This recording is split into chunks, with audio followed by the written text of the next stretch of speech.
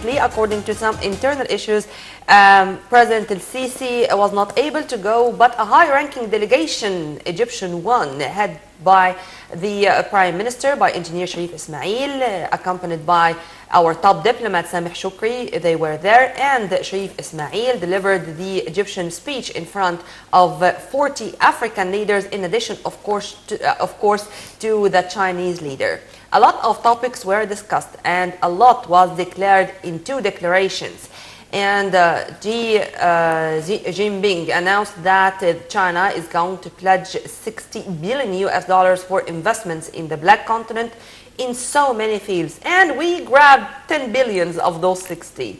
Why? Egypt is secure, is safe, and many procedures were taken to pave the way for such an environment for investment.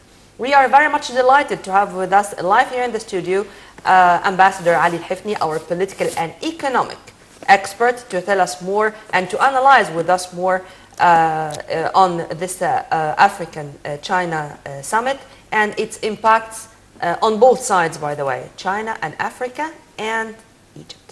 Sir, thank you very much for being with us. Thank you for having me today. Good morning, Mr. Ambassador. Can you please shed light on the importance of this summit or forum which was held in Johannesburg with the participation of more than 40 leaders from China, of course, and from Africa. So what is the importance of this forum? At the initiative of China, we have established in the year 2000 that Africa-China Cooperation Forum. We are witnessing, or we have just witnessed in Johannesburg, the sixth ministerial meeting and the second summit. In fact, there were more ministerial meetings, but the foreign ministers and the ministers of international cooperation and trade per se, within the FOCAC, which is the Forum of Economic Cooperation between Africa and China, has held six meetings in Beijing, Addis Ababa, Beijing, Sharm el-Sheikh, Beijing, and this time in Johannesburg. And we do recall that in 2006, we held the first ever summit of that forum, and Egypt took over a co-chairmanship for 6 years along with China from 2006 until 2013. And the former president of Egypt, President Mubarak, was there to attend that first summit. This is the second summit. Africa has many similar forums, but the Africa-China Forum is, in my opinion, the most important, the most rewarding of all those forums. We have similar forums with France, with Japan, with South Korea, with India, and other countries. And of course, we shouldn't neglect and forget the Arab-African Cooperation Forum.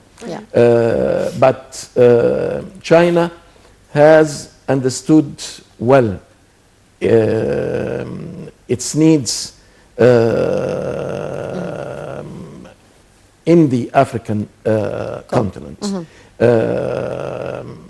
Africa is, as we always call it, the virgin continent.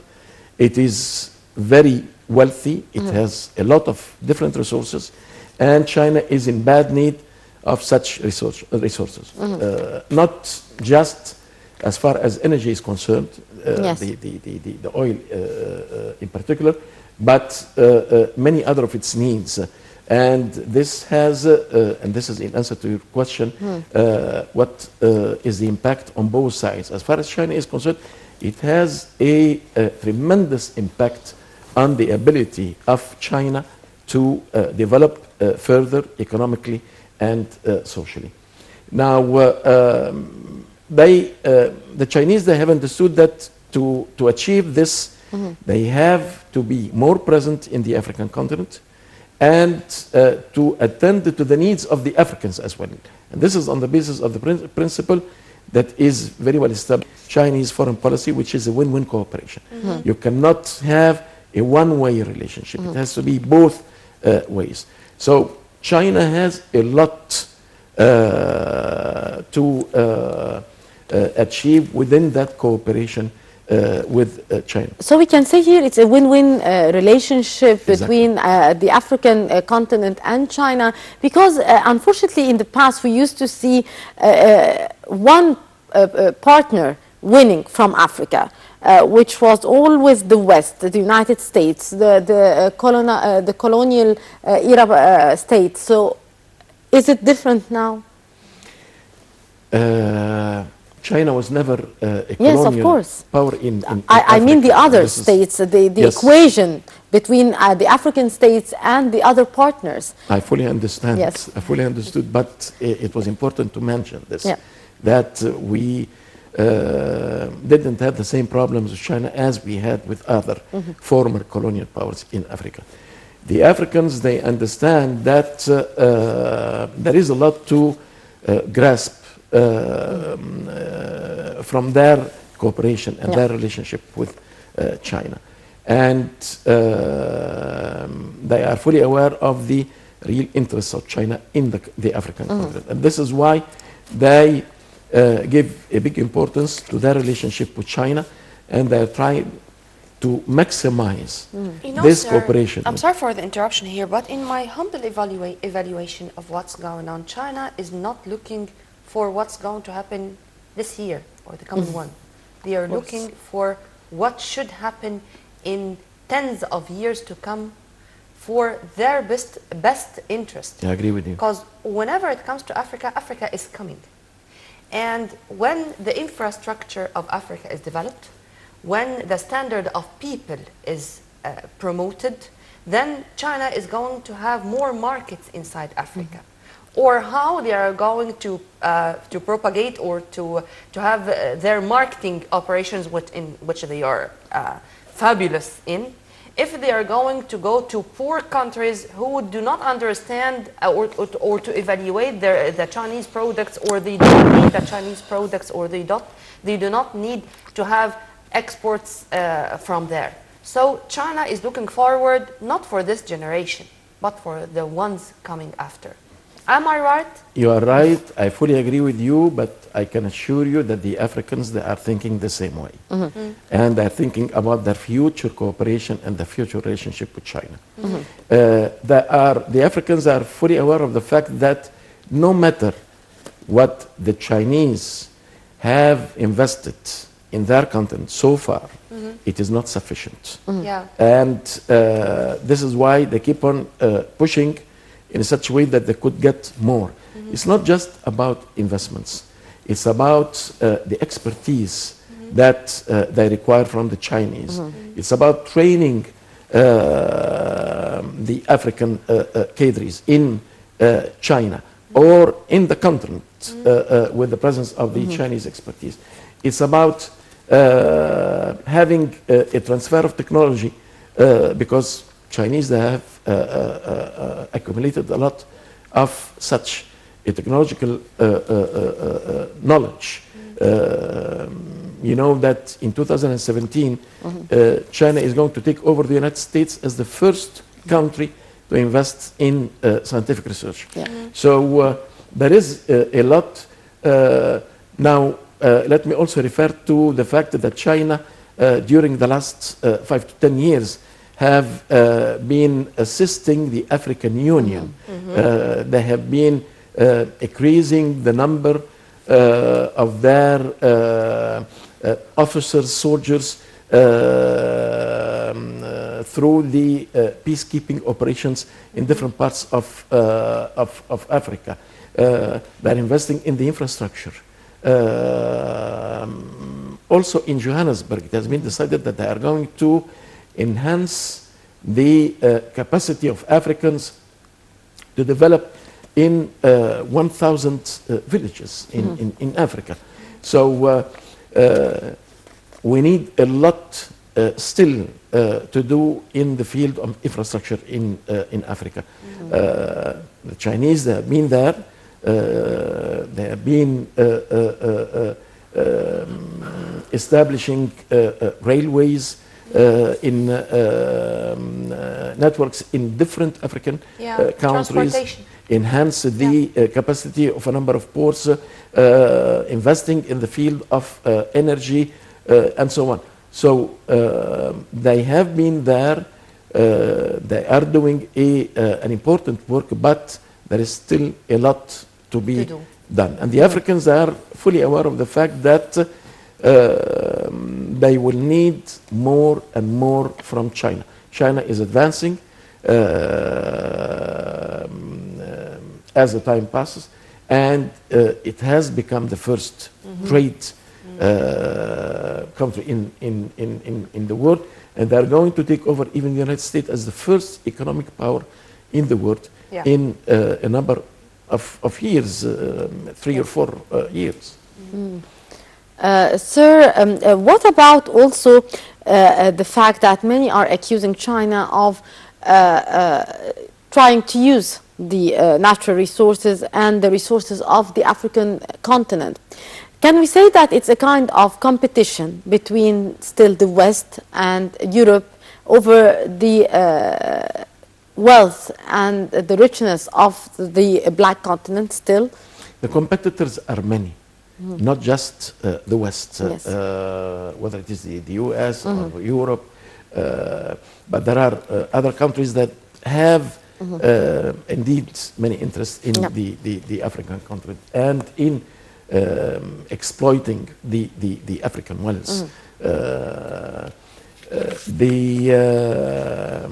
This saying has been around for years now. We cannot blame the Chinese if they are trying to acquire from Africa whatever they need for their development. As far as we are not subjected to any pressure in Africa, as far as it is done on the basis of a political will from the African countries and the African governments. So there is no problem. In fact, China is not the only one, but the others also, they have interest in exploiting the African wealth, which is in abundance. And we still have a lot to offer to the rest of the world. But it should be based on a win-win cooperation principle. We have also to engage our other partners in development to attend to our needs for development in Africa. Regarding the competition, since you have mentioned the competition, sir, thank God with our investment law, with our with the facilities we are giving to foreign investors, with the new mega projects launched recently, whether the new Suez Canal or the development of the Port Said region, and with our top diplomats' latest visit to another part of the South Asians, Japan and South Korea, to prepare for a visit for President Abdel Fattah al-Sisi for those countries. And now he was in Johannesburg meeting with the Chinese leader. So Egypt is moving east. And to what extent do you think that moving to the east and to diversify our relations, foreign relations, and in specific to benefit from those relations on the economic field, is that clear now and sending a message to the West? Well, it's not about sending any message to anybody. When I was ambassador to China from 2001 to 2005, I fell into that trap. And I thought that Egypt might be moving towards the east. But the fact is somewhere else. In fact, Egypt will communicate with, will cooperate with any partner that is ready to attend to our needs and to come and invest. And especially at these specific times where we are having mega projects and a very ambitious economic and social plan to achieve what we should all call from now on the Egyptian Renaissance. And we have to work on that diligently. So moving towards China, we have been moving towards China since a long time ago. In Chinese, they appreciate very much the fact that Egypt was the first African Arab country to recognize China in 1956. And to open the way for China to be accepted in the third world countries, in Africa, in the Arab countries. We have helped a lot the Chinese, and they are still feeling the same appreciation and gratefulness for Egypt. Now, if we have an interest to cooperate with China, we will move towards China. Japan and South Korea, we will do so. Singapore, Indonesia, other countries in the east or the southeast or the south, India, with Russia, the Arab world, Europe, the United States, we will do it. There is no preference here as long as this relationship is based on mutual respect. I'm not here speaking about preference. I'm speaking about competition. Yes. I mean, we had many examples, if you permit me, Maggie. Of course. For example, when we needed to have a mega or such a giant German company in the field of energy, we had it, and they are, as we speak, building the energy stations. Exactly. When we want to diversify our weaponry, it's not anymore depending on the US. No, it's from China and Russia in addition to the United States. And when it comes to technology, if we are going to benefit from Japan, if China has another bid, great. So this is what I'm talking about. Now, Egypt now to be considered for all those countries I mentioned an investment hub? I mean, we are now the source of attraction, and what our diplomacy is doing is to promote that or to build on that. Listen, the whole world gives a particular attention to whatever happens in Egypt. This is what I wanted to hear. Yes, not just the governments, but the media, the business communities, the non-governmental organizations, civil societies. It's a gift from God that we have such an important country that plays an important role. It has played, it still plays, and will always play an important role in the affairs of the region and the world.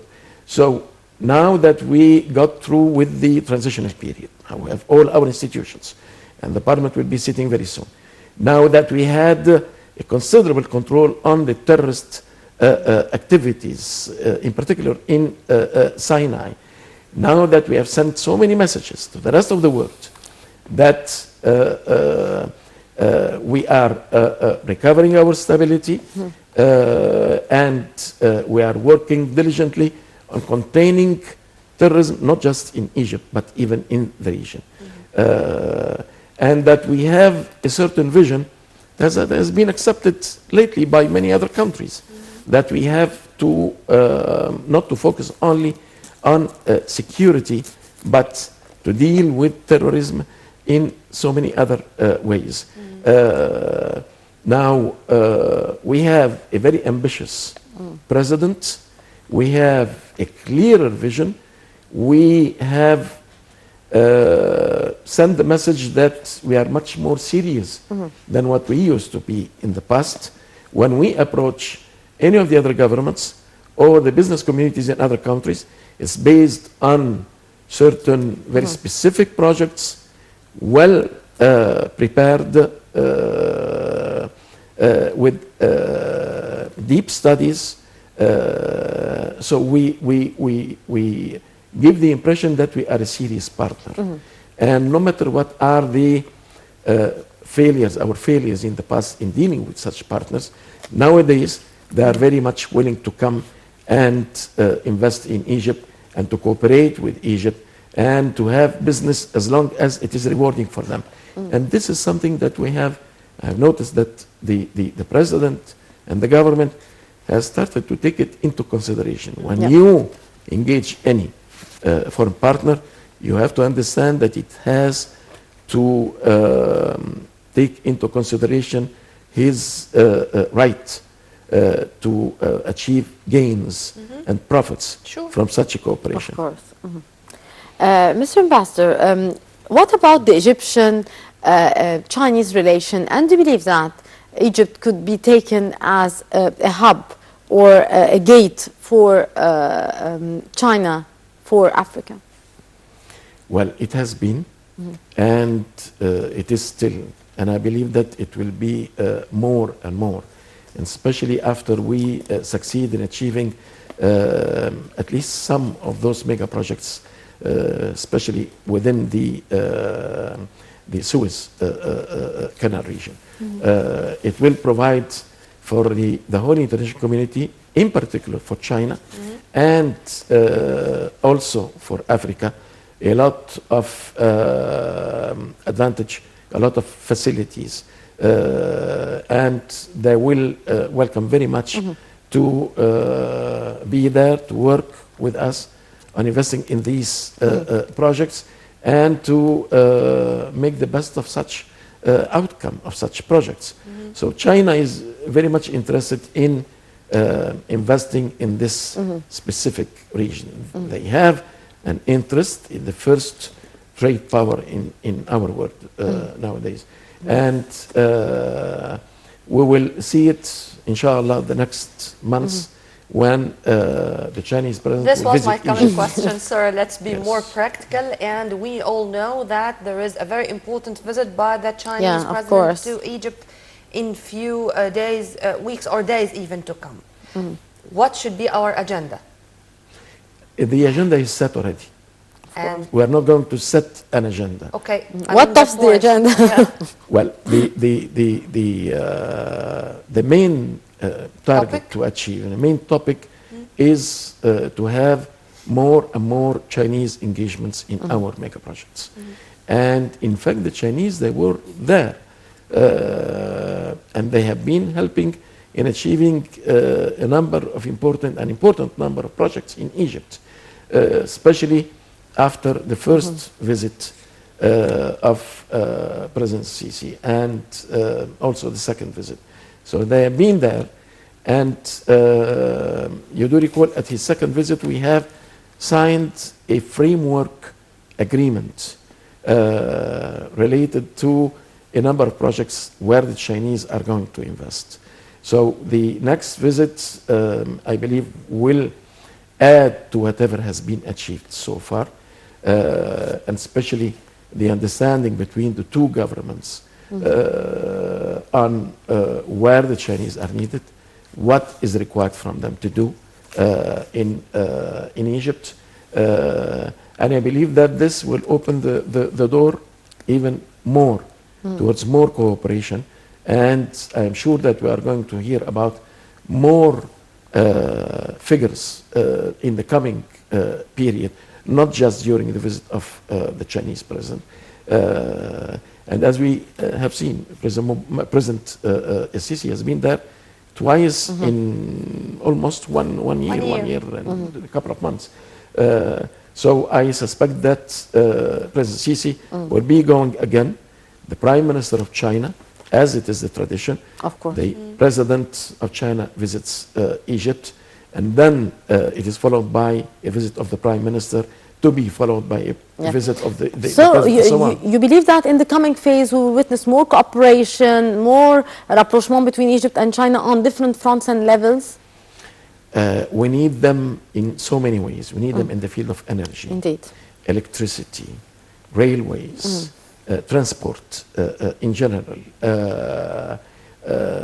What about the access of the new Suez Canal, sir? Because yesterday I had the honor to have one of the former board members of the Suez Canal Authority. And he was speaking about the maritime industries, for example. And he had given us some statistics saying that if we put into consideration that the maritime industry should play a role in our industry in general, it's going to move Egypt from a place to the other, or it's going to be a leap in our economy. Whenever it comes to maritime industry, China is a big name, A leading country. a leading country. Yes. This is just an example. Add to this a logistic zone, an industrial zone, a free trade zone, developing the access of the new Suez Canal, and to focus on those points I mentioned, China can be a strategic partner.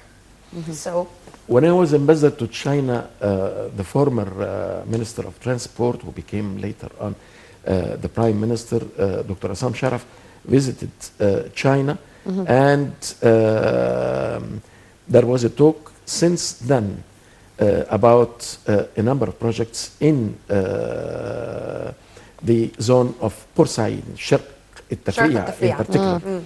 And the Chinese, they have the full picture of what could be done, what is required there, how the Egyptians are thinking about developing this region, and they are ready to cooperate.